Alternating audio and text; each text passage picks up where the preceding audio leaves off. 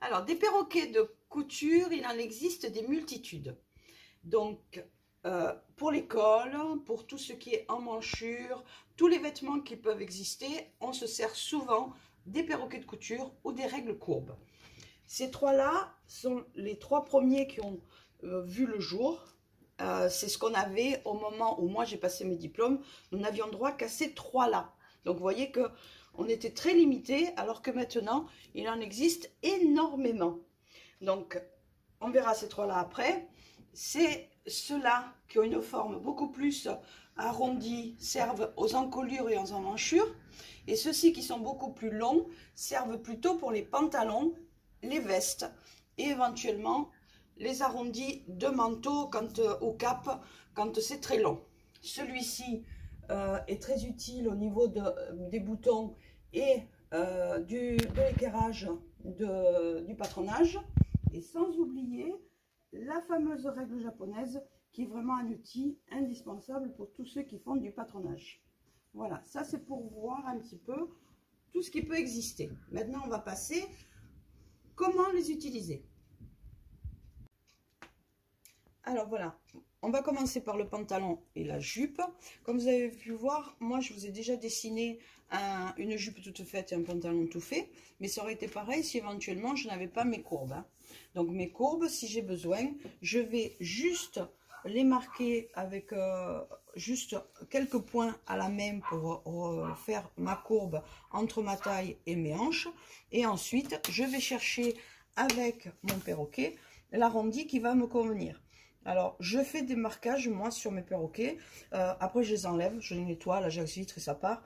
Pour pouvoir éventuellement savoir d'où je vais les prendre, si j'ai besoin ensuite de reporter les mêmes hanches de la même personne sur un autre vêtement. En l'occurrence, voilà, le pantalon. Et sur la jupe, je vais avoir quasiment la même courbe. Donc, je marque énormément sur mes perroquets et ensuite, je les nettoie. Voilà. Donc là, vous voyez, je peux faire... Donc mon arrondi pratiquement d'un coup, je fais ma courbe de hanche, donc de là à là. J'aurais très bien pu prendre l'autre perroquet qui peut éventuellement me faire pareil ma courbe de hanche. Voilà, de là à là. Alors vous allez me dire que comment savoir si ma courbe elle est bonne. À l'œil, vous allez de suite voir que ça ne fait pas. Je vous montrerai plus tard, j'ai fait une erreur sur la manche. Et vous verrez que on se rend compte de l'erreur au moment quand l'on voit la courbe, si elle est bonne ou pas. Donc le perroquet se prend donc d'ici jusqu'aux hanches et ensuite quasiment c'est tout droit.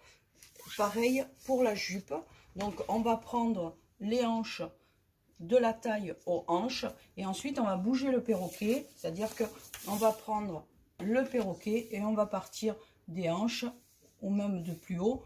Voilà, d'ici, et on va pouvoir faire la ligne quasiment droite et après avec une règle. Voilà, ça c'est pour vous arranger au niveau de l'arrondi des hanches. Pareil pour la fourche du pantalon.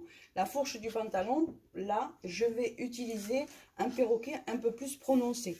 Parce que sur mes perroquets que j'ai de côté, je ne pourrais pas trouver l'arrondi qu'il me faut, c'est-à-dire, vous voyez, je n'ai pas l'arrondi qu'il me faut, je voudrais au moins arriver jusque là pour pouvoir avoir une courbe à peu près logique et à peu près jolie. Donc là, voilà, je vais chercher la courbe que j'ai la mieux adaptée.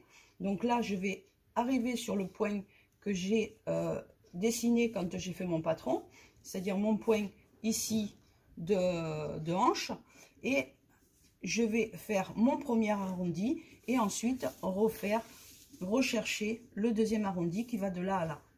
Voilà, ce qui fait qu'en deux fois, ma fourche elle est faite. Ensuite, c'est une ligne droite, mais là, j'ai ce point-là, je passe sur ce point-là, je passe sur ce point-là, et y compris à l'entrejambe. Et du coup, je me retrouve avec mon arrondi, ma courbe qui est jolie et fluide. Voilà pour le pantalon et la jupe. Alors voilà, je vous parlais tout à l'heure donc de la manche. J'ai fait une erreur en faisant mon arrondi pour vous montrer un petit peu. Vous voyez que là, j'ai fait une bosse, donc j'ai fait la bosse exprès pour pouvoir vous montrer que ma courbe n'est pas très fluide et n'est pas très jolie. Donc ça veut dire que j'aurais dû faire une courbe qui touche mes deux points, c'est-à-dire mon point qui va de là jusqu'ici. Et du coup, j'aurais fait une courbe qui est bien plus fluide et bien plus harmonieuse en faisant comme ceci. Vous voyez la différence de suite quand on ne prend pas une courbe bien fluide par rapport au perroquet. C'est-à-dire que mon perroquet, je peux corriger ma courbe beaucoup plus facilement que si je l'avais faite à la main. Voilà, ça vous permet de voir effectivement que le perroquet va vous permettre vraiment de faire une courbe beaucoup plus harmonieuse. Voilà, donc là, toujours pareil, on cherche l'arrondi qu'on a besoin, du point que l'on a créé jusqu'à l'autre point, c'est-à-dire qu'on va faire les premiers et ensuite le deuxième, tourner et refaire, comme je vous ai montré. On va chercher en fin de compte de point à point ce qu'on peut faire comme arrondi et ce qu'on peut utiliser comme arrondi.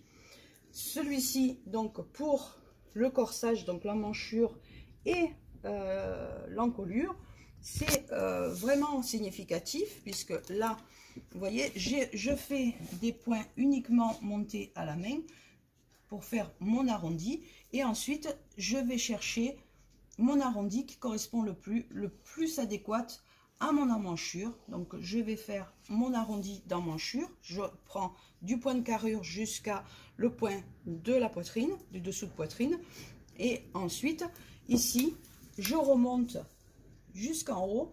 Donc là c'est quasiment droit, ce qui me permet d'avoir mon arrondi complètement terminé, enfin mon emmanchure complètement terminée. Voilà, donc si je vous montre, voilà, ça donne ceci. Voilà, ça vous permet d'avoir vraiment l'arrondi complètement fini. Pareil pour l'encolure.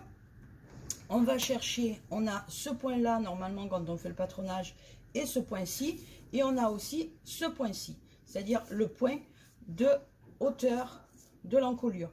À savoir que de là à là, c'est votre différence que vous avez entre le dos et le devant, c'est-à-dire que ceci, c'est votre tour d'arrondi de l'encolure. Ce qui fait que là, si je le creuse beaucoup plus, voilà, je peux le creuser beaucoup plus, ça veut dire que j'aurai une encolure beaucoup plus creusée. Donc, il vaut mieux moins creuser votre encolure, c'est-à-dire comme ceci, et là, vous avez la possibilité ensuite de pouvoir la creuser un peu plus selon le besoin quand vous faites l'essayage. Ne jamais trop creuser votre encolure, puisque sinon, il vous manquerait une partie de votre couture. Donc, ici, voilà, je peux faire mon encolure d'un seul tenant et ensuite pouvoir la corriger si besoin et la creuser un peu plus. Sachez que pour une encolure, il y a d'ici les 1,5 cm d'abord qui est sur le devant, qui est plat, ce qu'on appelle une platitude. Donc vous avez 1,5 cm de platitude ici, et ensuite seulement vous prenez la courbe. Et vous verrez que si vous faites votre platitude ici au niveau de l'encolure, votre courbe va se présenter d'elle-même. Elle va pas être ni trop creusée ni pas assez. Elle va se présenter elle-même par rapport au perroquet. Alors, je vous parlais tout à l'heure de la règle japonaise.